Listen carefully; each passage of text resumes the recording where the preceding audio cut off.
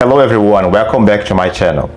I'm Simon. Today I'm excited to share my journey traveling the world on a budget of $600 or less. Honestly, I started without a plan and I just wanted to see how far I could go. Even now I don't have a set plan. My main goal is to live without flaunting or overspending. That's it. My main source of income is not in dollars, euros or pounds, so keep that in mind. During my travels, I explored many Eastern European countries like Russia, Estonia and Hungary. I've been to places in Western Europe as well, like England, France and Spain. I've been to Southeast Asia and now I'm here in India having a wonderful experience.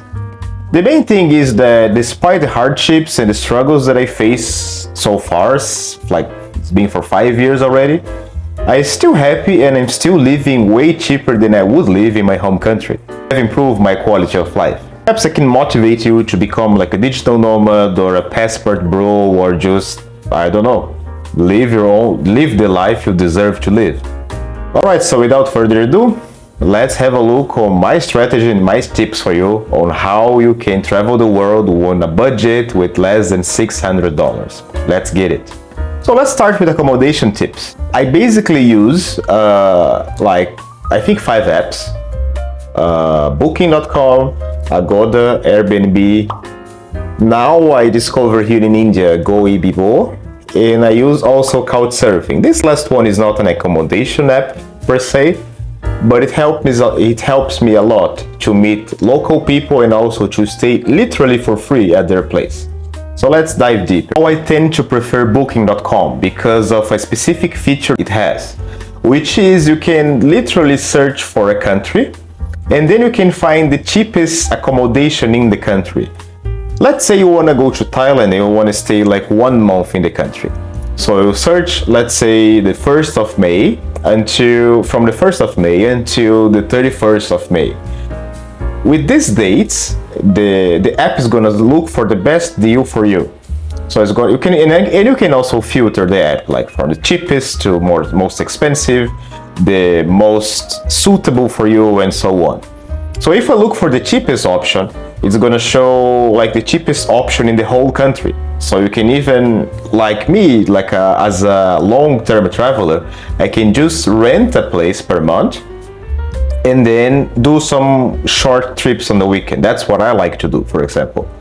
And also, I like to book only 2 nights in the beginning and then have a separate deal with the owner later. Because like these apps, they have commissions, they have fees, so I like to talk and I like to negotiate separately with the owner. The owner also gets happy because he doesn't have to have deducted commission out of his income, and I'm happy because I'm paid the cheaper price. Talking about Agoda, I like it the best to use in Southeast Asia because the best deals ever you're gonna find is in Agoda, seriously. But it's not so flexible like Booking, but I think Booking is unique on this matter. But Agoda, you can always find the best coupons, the best discounts and the best offers in Southeast Asia. So just download this app and you can find the best deals. By the way, I'm not sponsored by any of these apps. It's just like my personal preference and I'm just sharing my tips with you, okay? Now on Airbnb, honestly, I don't like much this app because it's very overpriced. Maybe it's a thing in the United States or whatever, but here in Southeast Asia, in Turkey and the countries that I have been, it always shows the most overpriced and the most expensive accommodation offers ever. It's good if you want to have a very unique experience, like let's say you want to sleep on a boat or you want to be in a room that has a Harry Potter theme or something. And I don't know, maybe that's your thing, but I just want to look for a place at first, stay my headquarters in the country, and then I like to travel around. If I eventually find something interesting or a cheaper accommodation or like very comfortable accommodation, then I just book for the weekend trip that I plan because I have to work. I don't like Airbnb because it's so much more expensive, and also I have to pay like cleaning fees. In most of the places that I stayed, I had to pay the cleaning fee, but I had to clean the room and or the apartment myself. So what's the point of charging a cleaning fee if I have to do all the work, right? So that's, I actually do, I just maybe use, in 5 years, I think I use maybe 4 times, and if it's 4 times, that's a lot. Oh, moving on to Goibibo. That's a very new app, and it's like Agoda, but here in India. It's the cheapest accommodations in India that you can find, they are on Goibibo. So I just book like 2 days or 3 days, and then if I like the place, I just stay, let's say that I negotiate apart from the app. So Couchsurfing is not an accommodation app, but I'm a member of Couchsurfing since 2009, back in the day when it was literally like a backpackers app.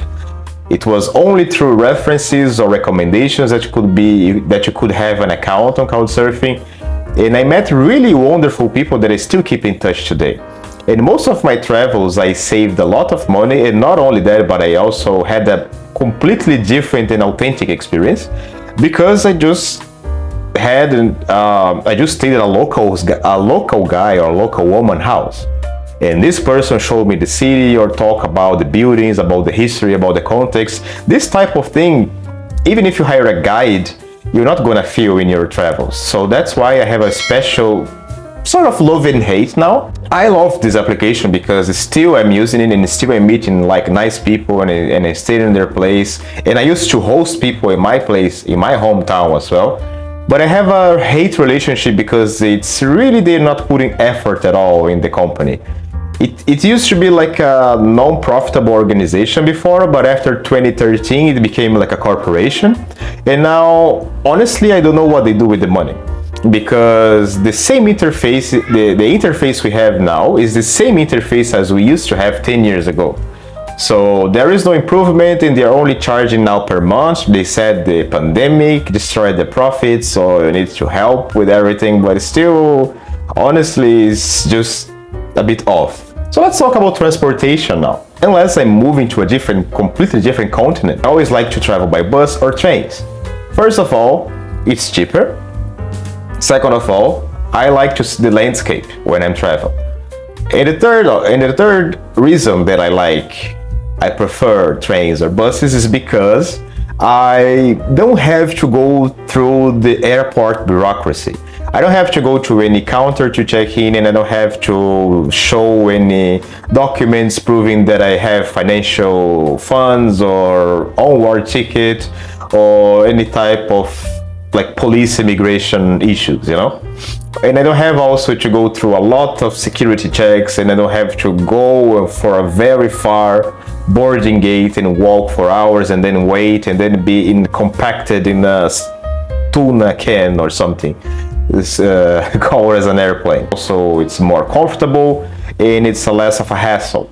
There are examples that in Southeast Asia, sometimes it's cheaper or the same price to travel by plane, especially if you book some days in advance, like 20 or 45 days in advance.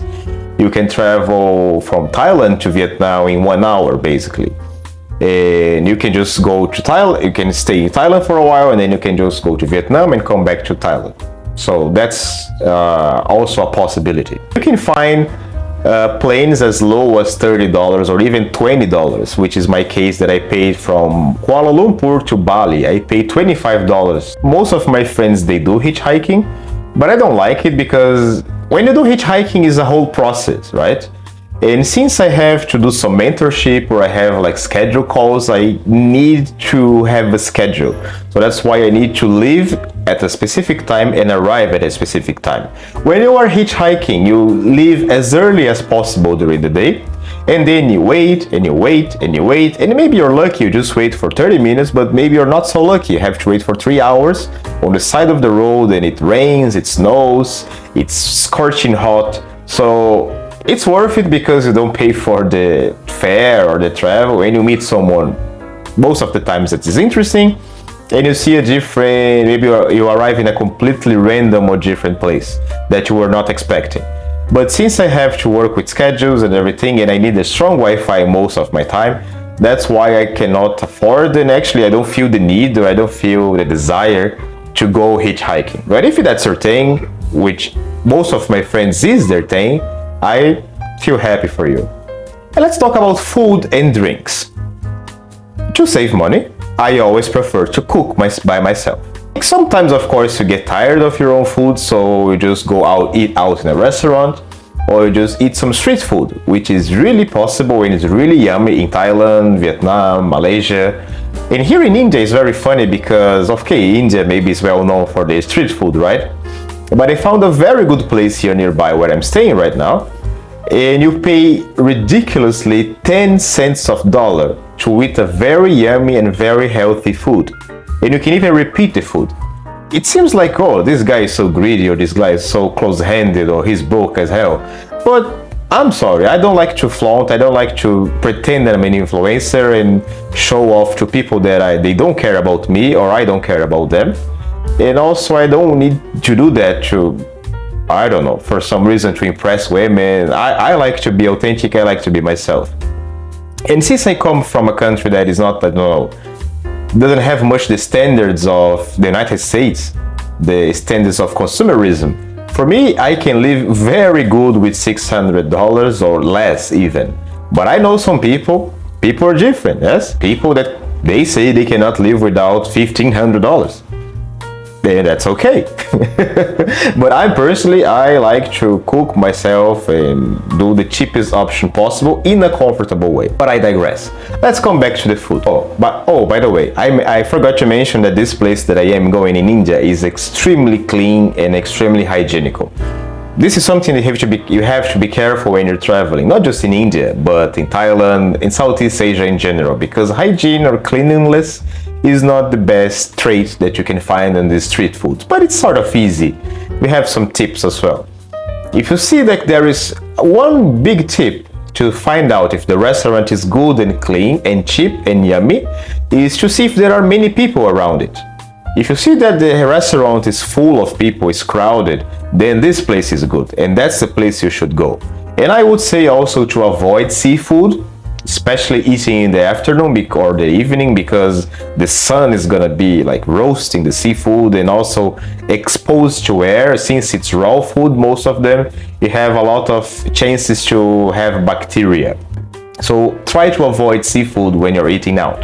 To sum it up, the golden rule, what I do is I look for a place like for 1 month or 2, and I like to rent like a private room like this one that I'm having myself, or a studio or an apartment where I can have my privacy to work, make videos and make my consultations and make my mentoring. I like this place specifically in India where I am right now because it's a hostel, but it's a hostel with a private room that I'm having right now, and I have a yummy kitchen here like a restaurant. They make excellent Indian food.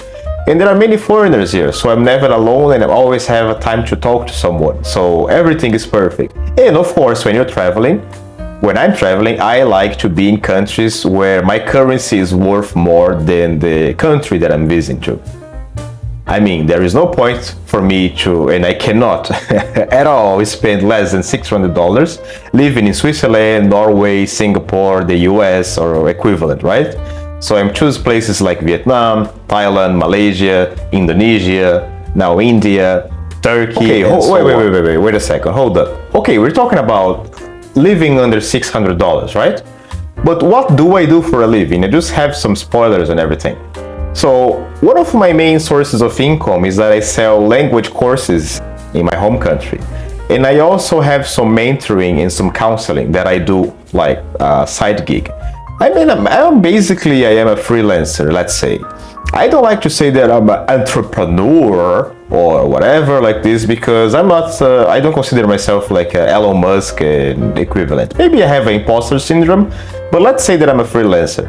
Everything that I have online, from video editing or social media management, counseling, or the sales from my courses, everything is money and everything keeps me on the road. And it's enough for me to have a healthy and balanced lifestyle. Frankly speaking, sometimes it's not that steady. So sometimes I have a lot of money, sometimes I have no money at all. But still we can keep some balance. And traveling on a budget has been really rewarding for me. It teaches me the value about budgeting and self-discovery. I guarantee you that you know more about your neighbor or about your favorite celebrity than you know about yourself. And the best thing for you to discover your real self is to travel alone and you go on experience that you have to deal with the situations all yourself. Because when you travel with a guides or tourist group, it's not the same. You're just like on vacations, you're just like doing something programmed, yes? And then you have this routine of holidays, and then you're gonna go back to your own life. You don't need to be traveling for 5 years, like non-stop, like full-time travel as I am. You can just try for 1 month, then you see if you like it, then you go for 2 months, and then you go for 3 months. Of course, it's ideal if you have online income, as I have right now too. One of the decisions I had was because my passport is quite strong. It's not equivalent to German or Japanese passport, but it's very good enough to enter in most countries without a visa or an e-visa or visa on arrival. And since I work remotely, I can work from wherever I want. Okay guys, so that's it. I think this video is getting long enough. I hope you like it. I hope you learned something from it. If you like this video, just click like. Here, hit the like button and smash the subscribe button, and see you in the next video. Thank you very much for watching this video, and until the next travel, happy trails. Bye bye.